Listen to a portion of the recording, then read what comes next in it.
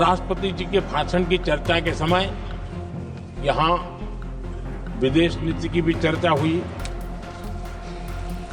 और कुछ लोगों को लगता है जब तक फॉरेन पॉलिसी नहीं बोलते तब तक वो मैच्योर नहीं लगते, इसलिए उनको लगता है फॉरेन पॉलिसी तो बोलना चाहिए फिर भले ही देश का नुकसान हो जाए। मैं ऐसे लोगों को जरा कहना चाहता हूं, अगर उन्हें सच में फॉरेन पॉलिसी सब्जेक्ट में रुचि है और फॉरेन पॉलिसी को समझना है और आगे जाकर के कुछ करना भी है, ये मैं शशि जी के लिए नहीं कह रहा हूं तो मैं ऐसे लोगों को कहूंगा एक किताब जरूर पढ़ें। राष्ट्रपति जी के भाषण की चर्चा के समय यहां विदेश नीति की भी चर्चा हुई और कुछ लोगों को लगता है जब तक फॉरेन पॉलिसी नहीं बोलते तब तक वो मैच्योर नहीं लगते, इसलिए उनको लगता है फॉरेन पॉलिसी तो बोलना चाहिए फिर भले ही देश का नुकसान हो जाए। मैं ऐसे लोगों को जरा कहना चाहता हूं, अगर उन्हें सच में फॉरेन पॉलिसी सब्जेक्ट में रुचि है और फॉरेन पॉलिसी को समझना है और आगे जाकर के कुछ करना भी है, ये मैं शशि जी के लिए नहीं कह रहा हूं तो मैं ऐसे लोगों को कहूंगा एक किताब जरूर पढ़ें। हो सकता है उनको बहुत फिर कहां क्या बोलना उतनी समझ हो जाएगी। वो किताब का नाम है JF case forgotten crisis. JF Kennedy की बात है। JF केस फॉरगॉटन क्राइसिस नाम की किताब है। ये किताब एक प्रसिद्ध फॉरेन पॉलिसी स्कॉलर ने लिखी है और इसमें महत्वपूर्ण घटनाओं का जिक्र है।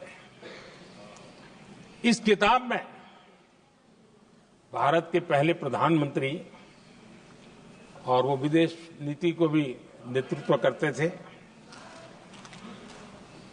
इस किताब में पंडित नेहरू और अमेरिका के तब के राष्ट्रपति जॉन एफ कैनेडी के बीच हुई चर्चाओं और निर्णयों का भी विस्तार से वर्णन है।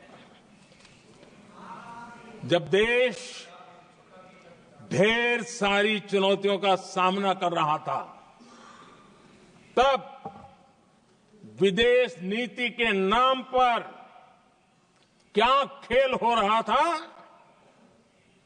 उस किताब के माध्यम से सामने आ रहा है। और इसलिए मैं कहूंगा कि जरा ये किताब पढ़िए। आदरणीय अध्यक्ष जी, गोरा है अब मत बोलो।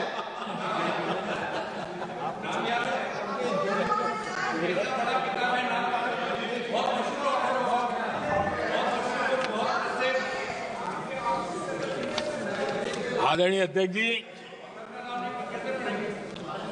राष्ट्रपति जी के अभिभाषण के बाद एक महिला राष्ट्रपति जी एक गरीब परिवार की बेटी, उनका सम्मान न कर सके, आपकी मर्जी, लेकिन क्या क्या कहकर उनको अपमानित किया जा रहा है।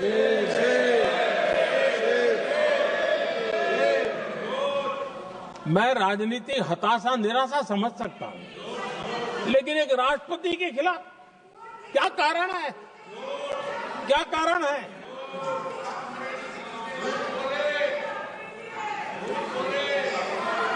आदरणीय अध्यक्ष जी, आज भारत इस प्रकार की विकृत मानसिकता को छोड़ करके, उस सोच को छोड़ करके विमेन लेड डेवलपमेंट के मंत्र को लेकर के आगे बढ़ रहा है।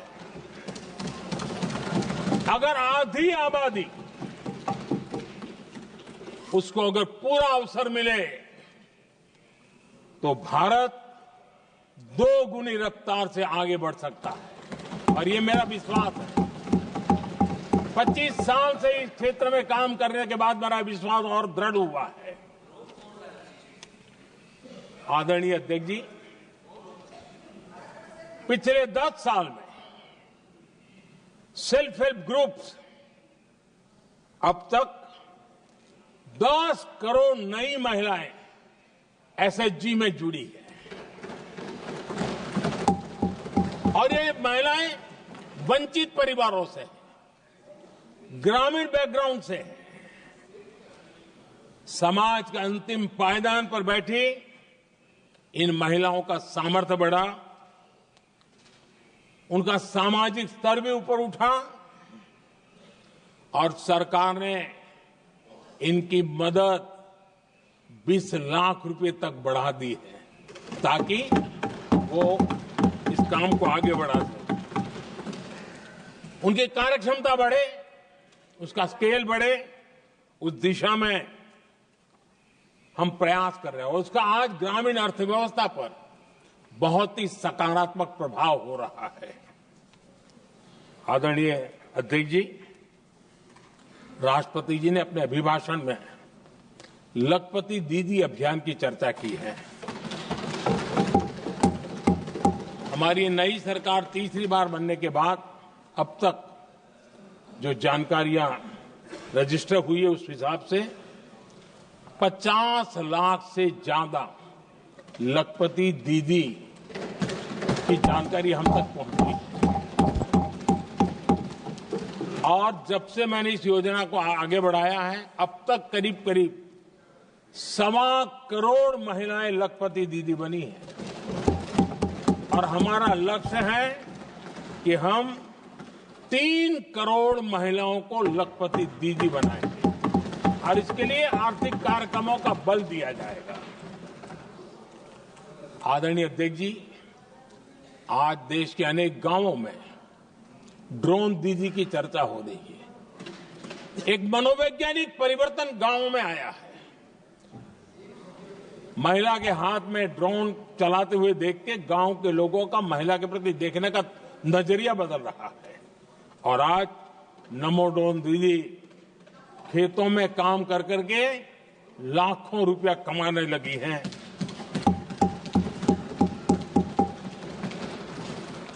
मुद्रा योजना भी नारी शक्ति के लिए उसके सशक्तिकरण की बहुत बड़ी भूमिका अदा कर रहा है। करोड़ों महिलाएं पहली बार मुद्रा योजना लेकर के उद्योग के अंदर अपने कदम रखे हैं और उद्योगपति की भूमिका में आई है। आदरणीय अध्यक्ष जी, 4 करोड़ परिवारों को जो घर दिए उसमें से करीब करीब 75% मकान ऐसे हैं जिसके मालिकाना हक महिलाओं को मिला है। आदरणीय अध्यक्ष जी, ये बदलाव 21वीं सदी के सशक्त भारत की नींव रख रहा है। आदरणीय अध्यक्ष जी, विकसित भारत का लक्ष्य ग्रामीण अर्थव्यवस्था उसको सशक्त किए बिना हम विकसित भारत का निर्माण नहीं कर सकते और इसलिए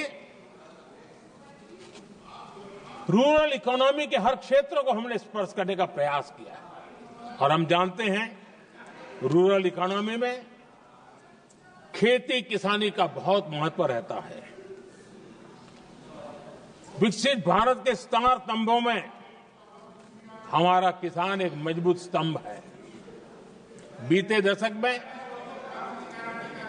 खेती के बजट में 10 गुना वृद्धि की गई है, 10 टाइम। 2014 के बाद की बात मैं बताता हूं और ये बहुत बड़ा जंप है। आदरणीय अध्यक्ष जी, आज जो लोग यहां किसान की बातें करते हैं 2014 से पहले यूरिया मांगने पर लाठी पड़ती थी, रात रात कतारों में खड़ा रहना पड़ता था, और वो जमाना था जब खाद किसानों के नाम पर निकलती थी लेकिन खेत में नहीं पहुंचती थी, कहीं और ही काले बाजारी में, और 1 रुपया 15 पैसा वाला हाथ की सफाई का खेल चलता था। आज किसान को पर्याप्त खाद मिल रही है।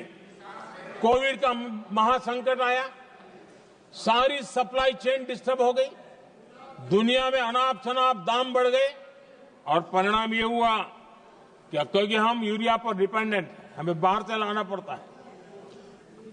आज भारत सरकार को जो बोरा यूरिया का 3000 रुपए में पड़ता है, सरकार ने वो झेला और किसान को 300 से भी कम कीमत पर दिया है, 300 रुपए से कम। किसान को ज्यादा से ज्यादा फायदा हो, इसके लिए लगातार हम काम कर रहे हैं। आदरणीय अध्यक्ष जी, किसानों को सस्ती खाद मिले, इस एक काम के लिए पिछले 10 साल में 12 लाख करोड़ रुपया खर्च किया गया है।